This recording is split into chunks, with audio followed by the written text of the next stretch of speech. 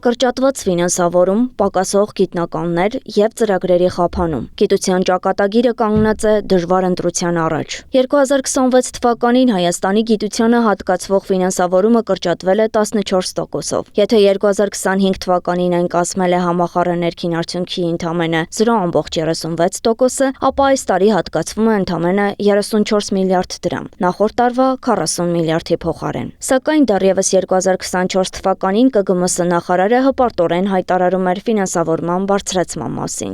Գիտության ֆինանսավորումը 2018-ի համեմատ աճել է շուրջ 280%-ով։ Կրթության փորձագետ Ատոմ Մխիթարյանը կարծում է, որ նույնիսկ նախորդ տարվա հատկացված ֆինանսավորումը չեն կարողացել օգտագործել։ Վերջին տարիներին,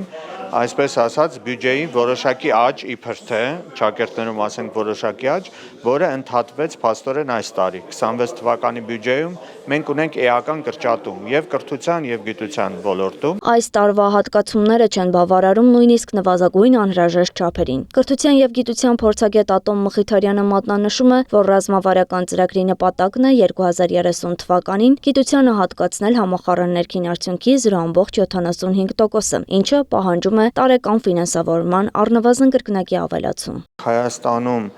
ֆինանսավորումը, որը ստանում է օրինակ բարձր տեխնոլոգիաները, գիտությունը, կազմում է համախառն ներքին արդյունքի 25 թվականի տվյալներն եմ ասում 0.41%։ Նույն թիվը օրինակ Իսրայելում 4.5% է, մինչև 7% հասավ պատերազմի ժամանակ։ Հարավային Կորեայում 4%-ից ավելին է։ Եվրամիության միջինում դա 2.5-ից 3% է։ Այսինքն համեմատած Հայաստանի հետ 10, 20, 30 անգամ ավելի բարձր ֆինանսավորում է ապահովում։ Կառույցների միավորման արդյունքում որոշ դրամաշնորհային մրցույթներ մեկնարկել են ուշ, եւ ծրագրերը ֆինանսավորվել են նախատեսվածից կարճ ժամանակով։ Նախորդ տարիների, նույնիսկ եթե ֆինանսավորման որոշակի աճ էր եղել, այդ ամբողջ ֆինանսավորումը չէին կարողացել իրականացնել։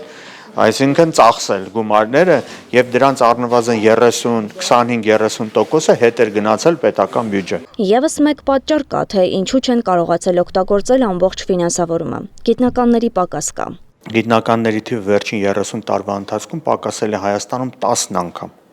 Հասկանում եք, այսինքն այդքան հնարավորություն չկա եւ պարզ է, որ հետ են վերադարձում այդ գումարները։ Ըստ Հայաստանի Հանրապետության ազգային վիճակագրական կոմիտեի տվյալների գիտնականների թիվն աստիճանաբար նվազել է։ Եթե 2011 թվականին ունեինք 5718 գիտնական, 2022 թվականին աշխատում է 4864-ը։ Փորձագետը ուշադրություն է հրավիրում այն փաստի վրա, որ գիտության ֆինանսավորման կրճատմանը զուգահեռ 350%-ով ավելացել է ներքին գործերի նախարարության ֆինանսավորումը։ Սա պարզ ցույց է տալիս, թե ուր է տանում իշխող վարչախմբի քաղաքականությունը։ Անահիտ Սարգսյան, Գեղամ Ղազարյան, ABC Media։